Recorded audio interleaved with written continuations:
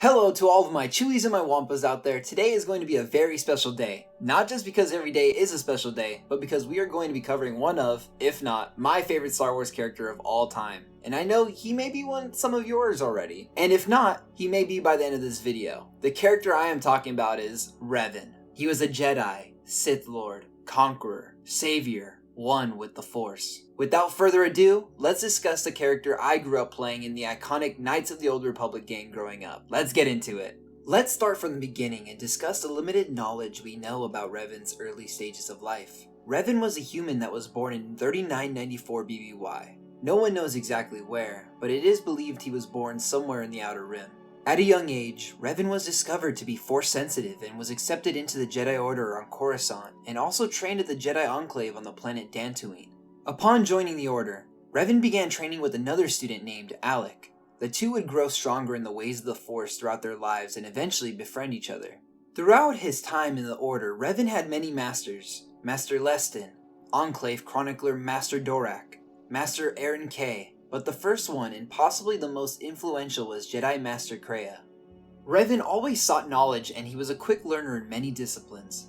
Many of the masters that Revan trained under believed Revan would become one of the greatest examples of a true Jedi, but certain masters such as Vrook Lamar would appear to have suspicions that too much drive for knowledge like Revan possessed could be something to look out for. In 3964 BBY, at the age of 30 years old, Revan and his friend Alec had been granted the rank of Jedi Knight, a great accomplishment. Revan was known to be a very popular and liked member of the Order due to his charisma, strength, and expansive knowledge of the Force. In the same year that Revan and Alec earned the rank of Jedi Knight, word spread throughout the Republic that Mandalorian Neo Crusaders have been attacking planets in the Outer Rim. Upon hearing this news, the Jedi Council refused to help the Republic in the conflict against the new threat, stating they were guardians who were not going to launch themselves quickly into a war. Infuriated by this response from the Council, Revan decided to put his charismatic skills to the test to recruit those around him to take up arms against the Mandalorians. Without hesitation, the first Jedi to join Revan's cause was none other than his good friend and fellow Jedi Knight, Alec.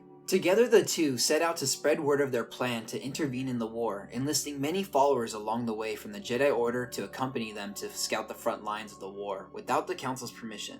There were a few hiccups along the way initially, such as Revan's followers, including his good friend Alec, being captured by Mandalorian forces on the planet Serja, to be freed by a Jedi Padawan fugitive by the name of Zane Carrick. Upon his allies being freed and at his side once more, Revan, known in the Republic media as the head and leader of the revanchist movement, then became dubbed as the Revanchist.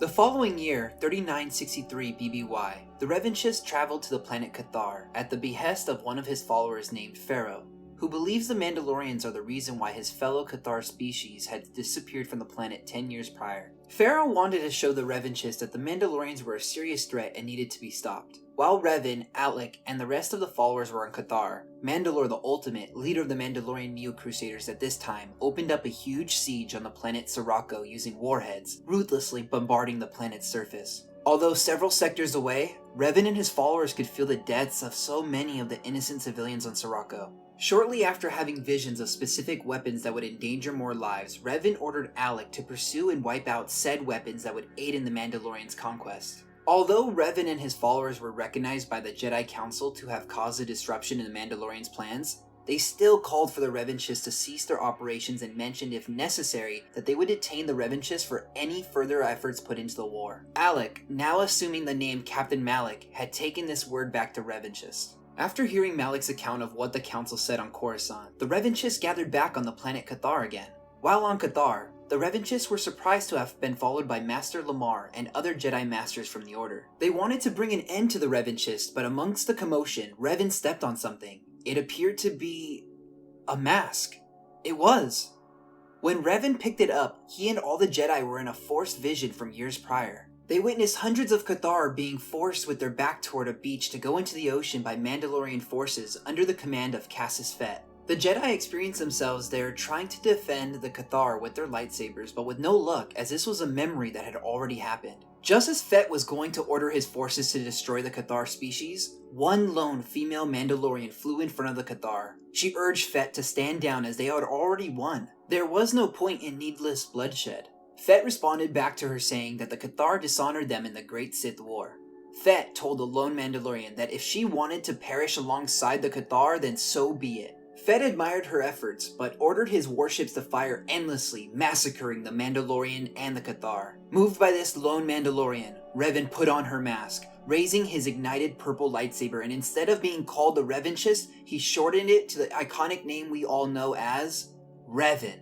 Upon hearing news of this vision, the Jedi Council, as rigid as they were, felt affected by this experience. Although this news caused the Council to think, they were not willing to join the war and involve their own ranks in the fighting, as they felt something major was behind all of this war. Because of this stance, the Council could not agree to endorse or sanction the revanchist actions any further. But Revan, being the smart guy he is, decided to use an old initiative from the Great Sith War, 30 years prior, to function as a loophole for him and his followers. The plan was to enroll his followers as civilian healers that would aid the Republic's military. Needless to say, the motion passed. With the approval from the uncertain council, the revanchists formed the Mercy Corps. In the following year, 3962 BBY, Revan was named Supreme Commander by Supreme Chancellor Tol Kressa. This promotion placed 1/3 of the Republic forces under Revan's command. This may have been the smartest move by the Republic, as Revan started to lead the Republic to victory after victory. But these victories came at a great cost, as Revan knew that the way to beat the Mandalorians was through sacrificing key objectives to take others. Revan would virtually leave certain planetary sectors undefended and highly defend other key interest points. The Mandalorians were shocked by this type of ruthless strategy that was similar to their own, never thinking it would emerge from a Jedi. During this time, Revan also had assigned Meetra Surik, the main protagonist you play as in Knights of the Old Republic 2, as a lieutenant in the army. 2 years later, on the planet Dantooine, near the Jedi Enclave, Revan and Malak discovered an ancient Rakatan ruin. Once they entered it, they had to fight through several ancient yet formidable droids that were left behind to defend the ruins. Revan and Malak were also tested through riddles and passed each challenge to find themselves standing before the most inner chambers. As Revan approached the doors to the inner chambers, Malak cautioned him, saying,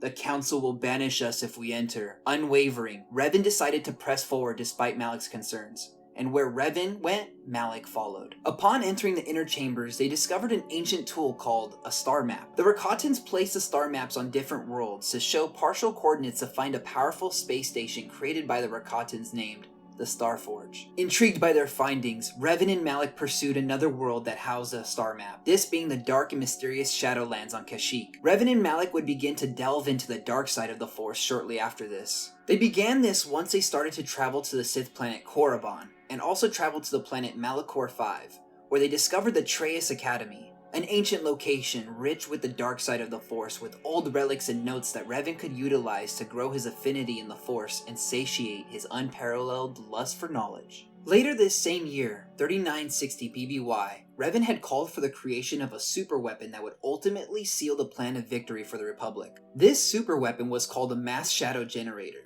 The creator of this superweapon was a Zabrak by the name of Beodur. This weapon did not disappoint in its end result to decide the fate of the war.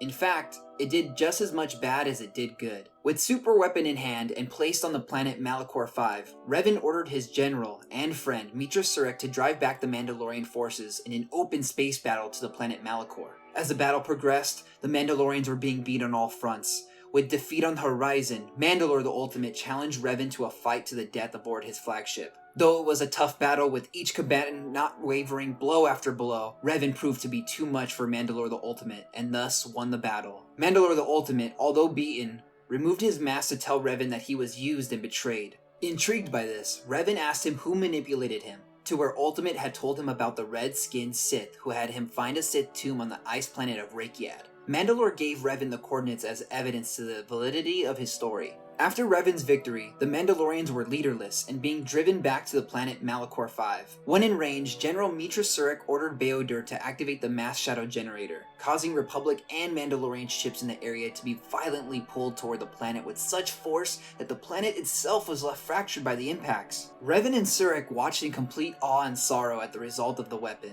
Needless to say, the remaining Mandalorian forces surrendered. With the Mandalorians leaderless, Revan knew no Mandalorian could assume the title of Mandalore unless they possessed the mask, so he held on to it. In the coming days after the Battle of Malachor V, Revan created his own assassin droid named HK-47 to destroy key targets that would stand in his way. During this time, Revan, Malak, and Surik were demanded to meet with the Jedi Council for their actions during the war. Revan and Malak thought it trivial to go before the Council and answer to those who did nothing. Surik, on the other hand, went on behalf of all three of them.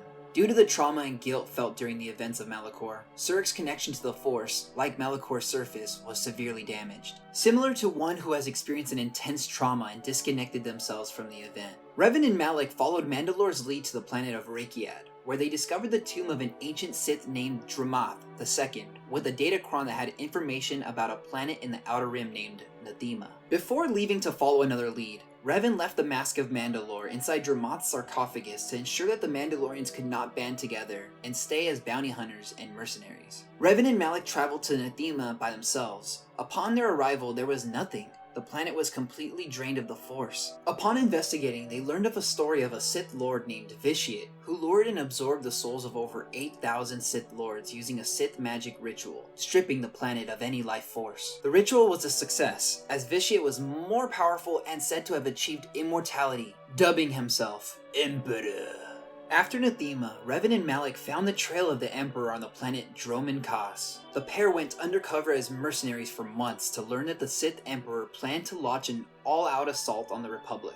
Instead of enlisting help from the Republic, the pair of Revan and Malak decided to confront the Sith Emperor themselves. Unknown to the duo, they were betrayed by one of the Emperor's guards who they had built as a contact, not knowing that each guard's loyalty to the Emperor is supreme. Revan and Malak, looking for an easy opportunity to dispatch their foe in his throne room, were shocked when the Sith Emperor took one look at them and dominated their minds, bending them to his will, ushering in the complete fall to the dark side. The Emperor then dubbed the pair as Sith Lords, with Revan and Malak both inheriting the title Darth. The Emperor had issued one order to them: find the Rakatan Star Forge by locating the star maps on the planets of Manan, Tatooine, and Korriban. This is around the time that Revan started to impart his thoughts of the relationship of the rule of two between a Sith Master and apprentice. Alright, and that is part 1 of Who is Revan? If you stuck around for the end of the video, I really appreciate you and you just taking the time and supporting me. You know, ChewyWampa just had a little dream of, hey, let's go ahead and make this channel, and now I get to talk about all these fun things with some awesome people in the comment section, and it's just really great to connect with fellow Star Wars fans. And just all connecting with the one thing we have in common, our love for Star Wars. So if you're a little Chewy and you're a little Wampa, please go ahead and hit this video with a like, subscribe if you're not already, turn on those post notifications, and I hope to see you in the next one. This is my favorite character, and we're coming back with a part 2, so be there. Alright, see ya! Oh boy!